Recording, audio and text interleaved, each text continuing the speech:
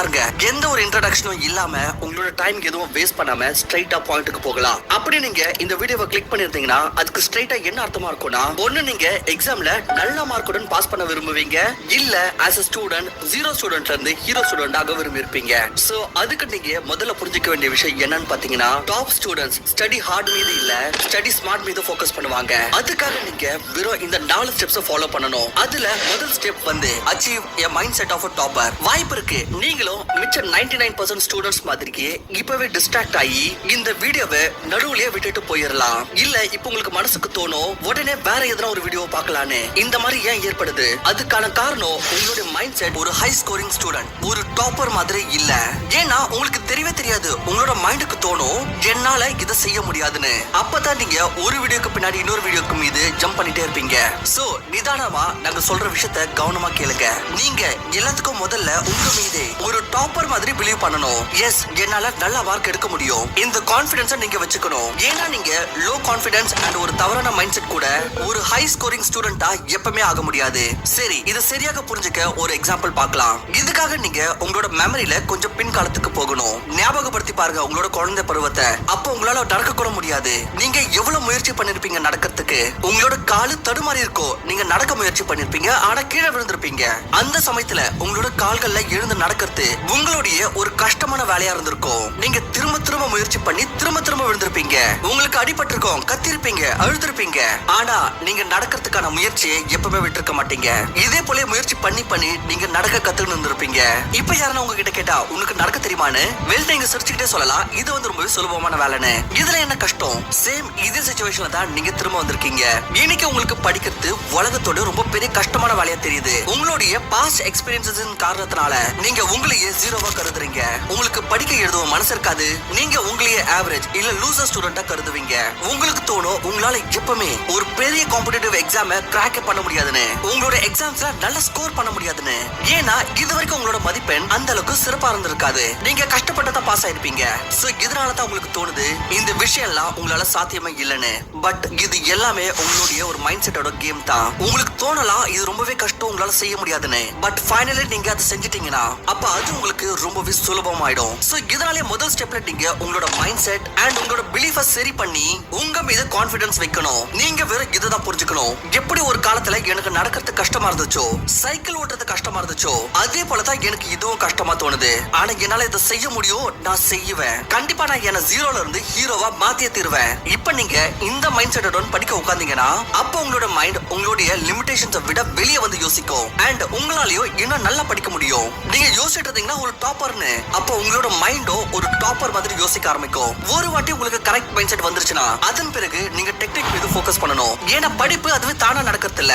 So இதுக்காகவே step number 2 follow பண்றது ரொம்பவே முக்கியம். Number 2, pattern analysis. ஒவ்வொரு எக்ஸாமுக்கும் பாத்தீங்கன்னா ஒரு பேட்டர்ன் இருக்கும். இந்த பேட்டர்ன் ஒரு பொழுதும் சேமா தான் இருக்கும். அப்படி உங்களுக்கு 1ல இருந்து 10 சாப்டர் படிக்கணும்னா அப்ப நீங்க 1ல இருந்து ஆரம்பிச்சு 10 வரைக்கும் படிக்க கூடாது. மோஸ்ட் வேல்யூபிள் சாப்டர்ஸ் ஏனோ அதை கண்டுபிடிக்கணும். அந்த டாபிக்ஸ் தேடணும் எதுல இருந்து क्वेश्चंस அதிகமா கேட்கப்படுமோ. இந்த எல்லா பேட்டர்ன்ஸையும் அனலைஸ் பண்றது ரொம்பவே முக்கியம். பொதுவா மிச்ச ஆட்கள் பாத்தீங்கன்னா ஏனோ தானோன்னு படிச்சிட்டு இருப்பாங்க.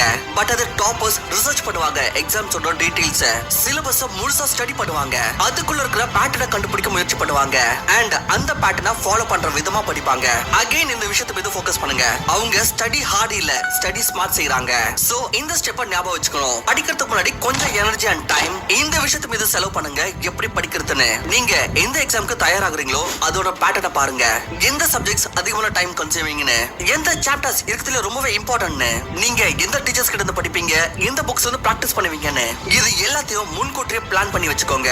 இது உங்களுக்கு ஹவர் கணக்கான நேரத்தை சேமிச்சு கொடுக்கும். Now ரொம்பவே இம்பார்ட்டன்ட் ஸ்ட்ராட்டஜி. இது 90% ஸ்டூடெண்ட்ஸ் மிஸ் பண்ணிடுறாங்க. இது கொஞ்சம் கவனமா கேட்கணும். ஒரு ஸ்டூடெண்ட் இருந்தாங்க ராகுல், இன்னொரு ஸ்டூடெண்ட் இருந்தாங்க ஷாம். இவங்க 2 பேருமே ரொம்ப தாகத்துடன் ஒரு வறண்ட பிரதேசத்துல மாட்டிட்டு இருக்காங்க. கையில அவங்களுடைய கோடாலி இருந்துச்சு. அண்ட் தண்ணி அவங்க நிலத்துல தோண்டி தோண்டி வெளியே எடுக்க வேண்டியதா இருந்துச்சு. இப்ப என்னன்னா ராகுல் போகிறாரு, அவர் பல்ல நோண்ட ஆரம்பிச்சிடுறாரு. அவர் 1 மணி நேரம் நோண்டாரு, ஆனா அவருக்கு தண்ணியோட ஒரு சொட்டு கூட கிடைக்கல. அவர் இன்னும் கொஞ்சம் தள்ளி போறாரு. 2 மணி மணி நேரம் தோன்றாரு, எதுவுமே கிடைக்கல. அவர் இன்னும் தள்ளி போகிறாரு, 2 மணி நேரம் இன்னும் தோன்றாரு, ஆனா அவருக்கு எதுவுமே கிடைக்கல. பிறகு அவர் முன்னாடி போறாரு அண்ட் 3 மணி நேரம் பள்ளம் தோண்டி தோண்டி எந்த அளவுக்கு டயர்ட் ஆயிடுறாருன்னா தண்ணி இல்லாம கடைசியில இவருக்கு மரணமே ஏற்படுறது. அதிஷா ஒரே இடத்துல போய் 4 மணி நேரத்துக்கு தொடர்ந்து பள்ளம் நோண்டிக்கிட்டே இருக்காரு அண்ட் அந்த ஒரே இடத்துலயே அவர் எந்த அளவுக்கு குழியாக்கிறாருன்னா அவருக்கு அதுல இருந்து தண்ணி கிடைச்சிருது. பட் அது ராகுல் 8 மணி நேரத்துக்கு வெவ்வேறு இடத்துல போய் பள்ளம் நோண்டிட்டு இருந்தாரு அண்ட் இறந்துட்டாரு. பட் இவரும் தொடர்ந்து ஒரு இடத்துல பள்ளம் நோண்டிட்டே இருந்தாருன்னா தண்ணி கிடைக்கிற வரைக்கும் அப்ப கண்டிப்பா இவரும் உயிர் வாழ்ந்திருக்கலாம். இதுதான் step number 3, commit to a single source. அதாவது வெவ்வேறு விதமான 10 மெத்தட்ஸ் பின்னாடி போகாதீங்க, பதிலாக ஒரு மெத்தட் மீது கமிட்டடா இருங்க. ஞாபகம் இருக்குங்களா, நம்மளுக்கு புக்ல எதனா ஒரு விஷயத்தை ஹைலைட் பண்ணோம்னா கம்ப்ளீட்டா நம்ம அந்த பேஜை ஹைலைட் பண்ணி விட்டுருவோம். இதே போலயே இன்னைக்கு ஆன்லைன் யூடியூப்ல இல்ல ஆஃப்லைன்ல ஒவ்வொரு டீச்சரும் ஒவ்வொரு புக்கும் பாத்தீங்கன்னா நம்மளுக்கு எல்லாமே ரொம்பவே இம்பார்ட்டன்டா தோண ஆரம்பிச்சிருது. உண்மையில இன்டர்நெட் வந்து படிக்கிற ஸ்டூடெண்ட்ஸ்க்கு ஒரு வர மாதிரி இது நமக்கு எல்லாமே சுலபமாக்கிருச்சு. Best of the best teachers எல்லாருமே உங்களுடைய ஃபிங்கர் டிப்ல இருக்காங்க. பட் அதிகபட்ச ஸ்டூடெண்ட்ஸ்க்கு இதே வரமே பாத்தீங்கன்னா ஒரு ப்ராப்ளம் ஆயிருச்சு. ஏன்னா இன்டர்நெட்ல படிக்கிறதுனால இதுதான் ஒரு மிகப்பெரிய பிரச்சனையே. இதுல ஏகப்பட்ட புக்ஸ், மெட்டீரியல்ஸ், கொஸ்டின்ஸ் இருக்கு அண்ட் படிக்க வைக்கவும் ஏகப்பட்ட டீச்சர்ஸ் வந்துட்டாங்க. அண்ட் ஸ்டூடெண்ட்ஸ் உடைய பிரச்சனை என்னன்னா இவங்களுக்கு ஒவ்வொரு கொஸ்டின்ஸும் ஒவ்வொரு டீச்சரோட லெசன்ஸ் எல்லாமே பாத்தீங்கன்னா ரொம்பவே இம்பார்ட்டன்டா தெரிய ஆரம்பிச்சிருது. 90% ஒரு டாபிக் வந்து எதனா ஒரு டீச்சர் கிட்ட இருந்து படிக்கிறாங்க அண்ட் இன்னொரு டாபிக் வேற எதனா ஒரு டீச்சர் கிட்ட இருந்து ஒரே சப்ஜெக்ட்டுக்கே பாத்தீங்கன்னா 4-5 புக் வச்சுட்டு உட்காந்துறாங்க அண்ட் யோசிக்கிறாங்க அவங்க இது எல்லாத்தையும் கம்ப்ளீட் பண்ணிடுவேன்னு. பிறகு அவங்களுக்கு டாப் ஆகுன்றது உறுதி ஆயிடும். ஆனா நடக்கிறது என்ன, அவங்களால ஒரு புக்கையே முழுசா கம்ப்ளீட் பண்ண முடியாம போகும். அப்படி நீங்க பல இடத்துல இருந்து குழி தோண்டிட்டே இருந்தீங்கன்னா அப்போ உங்களுக்கு எந்த இடத்துல இருந்தும் தண்ணி கிடைக்காது. இதை ஞாபகம் வச்சுக்கோங்க. அதிக இன்ஃபர்மேஷனால உங்களுக்கு அதிகமான மார்க்ஸ் கிடைக்க போகிறது இல்ல. நீங்க எக்ஸாம்ல ஒரே क्वेश्चनக்கு 10 ஆன்சர்ஸ் கொடுக்க போகிறது இல்ல. நீங்க ஒரு ஆன்சர் தான் கொடுக்கணும், அதுவும் முழுமையா கரெக்டா இருக்கணும். சோ இதுக்காகவே நீங்க எதனா ஒரு சிங்கிள் சோர்ஸ் மீது கமிட் ஆகணும். ஒரே இடத்துல உட்கார்ந்துகிட்டு ஒரே டீச்சரை ஃபாலோ பண்ற விதமா ஒரே புக்கையே படிக்கணும். இதனால தான் உங்களுக்கு மார்க்ஸ் உருவாகும் எக்ஸாம்ல. நவ லாஸ்ட் அண்ட் ஃபைனல் ஸ்டெப் வந்து self check. For example imagine பண்ணிக்கோங்க, நீங்க தினந்தோறும் ஒரு மீல்ல 2 இல்ல 3 சப்பாத்தி சாப்பிடுவீங்க. இப்போ உங்களுக்கு உங்களோட வெயிட்டை அதிகரிக்கணும்னா அப்ப நீங்க என்ன செய்வீங்க? நீங்க தினந்தோறும் ஒரே மீல்ல 20-25 ரொட்டி சாப்பிட ஆரம்பிச்சிருவீங்களா? என்ன உங்களோட வெயிட் அதிகரிச்சிரும்னு. இதனால உங்களோட வெயிட் அதிகரிக்குதோ இல்லையோ கண்டிப்பா நீங்க ஹாஸ்பிட்டலுக்கு போயிடுவீங்க. அப்படி நீங்க உங்களோட வெயிட்டை அதிகரிக்கணும்னா அப்ப நீங்க ஒவ்வொரு நாள்லயும் உங்களுடைய ஒவ்வொரு மீல்லயும் 1 ல இருந்து 2 ரொட்டி எக்ஸ்ட்ராவா சாப்பிட வேண்டியது இருக்கும். அதுவும் கன்சிஸ்டன்ட்லி மாச கணக்குக்கு. அப்பதான் நீங்க இறுதியா பிசிக்கலா ஃபிட் ஆகுவீங்க. இப்ப இந்த விஷயத்தை புரிஞ்சுக்கோங்க. உங்களோட பிரெயின் இருக்குல்ல, இதுவும் உங்களோட வயிறு மாதிரி தான். இதுக்கு ஒரே தடவையா நிறைய ஹெவி மீல் தேவையில்லை, பதிலாக சரியான அமௌண்ட்ல கன்சிஸ்டன்ட் மீல் தேவை. படிக்கிற சமயத்துல நீங்களும் இதே மாதிரி தான் செய்யணும். பட் மேக்ஸிமம் ஸ்டூடெண்ட்ஸ் வருஷம் முழுவதும் படிக்கிறது இல்ல. அவங்களோட படிப்பு எப்படி இருக்குன்னா ஒரு நாள் 10 மணி நேரம் படிச்சிருவாங்க, அடுத்த நாள் 1 மணி நேரம் படிச்சாச்சு அண்ட் அதுக்கு மறுநாள் 7 மணி நேரம் படிச்சாச்சு அண்ட் அதுக்கு அடுத்த நாள் எதுவுமே படிக்கல அண்ட் அதுக்கு அடுத்த நாள் 2 மணி நேரம் படிச்சாச்சு. பிறகு எக்ஸாம்ஸோட சில நாட்களுக்கு முன்னாடி சிலபஸை கவர் பண்ற ரேஸ்ல ஈடுபடுறாங்க. இது ஒரே வேலையில 10 ரொட்டி சாப்பிடுற மாதிரி தான். இதனால உங்களோட மார்க்ஸ் அதிகரிக்க போகிறது இல்ல, கம்மியா தான் ஆக போகுது. சோ இதுக்காக தான் நீங்க தினந்தோறும் செக் பண்ணணும் நீங்க எவ்வளவு மணி நேரம் படிக்கிறீங்கன்னு. லைக் நீங்க தினந்தோறும் 2 மணி நேரம் படிக்கிறீங்கன்னா அப்ப உங்களோட டார்கெட்டா 3 மணி நேரமா வச்சுக்கோங்க அண்ட் சில நாட்களுக்கு அப்புறம் 4 மணி நேரம் அதன் பிறகு 5 மணி நேரம். ஒரு சின்ன டார்கெட்டா இருந்தாலும் பரவாயில்ல, ஆனா உங்களோட பிளானிங் இந்த மாதிரி தான் இருக்கணும். ஒரு நாள் 4 மணி நேரம் படிச்சிட்டீங்கன்னா அடுத்த நாள் 4 மணி நேரம் அண்ட் அதுக்கு அடுத்த நாள் அகைன் 4 மணி நேரம் அண்ட் அதுக்கு அடுத்த நாள் 4.5 மணி நேரம் அண்ட் அதுக்கு அடுத்த நாள் திரும்பவும் 4.5 மணி நேரம்.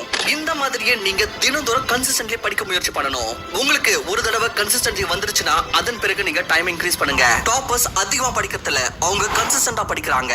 அப்படி நீங்களும் இந்த மாதிரி படிச்சீங்கன்னா அப்ப உங்களோட மைண்டும் ரொம்ப நல்லாவே கத்துக்கும். உங்களோட மெமரியும் வேகமாகும் அண்ட் ஃபைனலா உங்களுக்கு தெரியவே வராது நீங்க எப்போ டாப் ஆனீங்கன்னு, நீங்க எப்போ 0ல இருந்து ஹீரோ ஆனீங்கன்னு.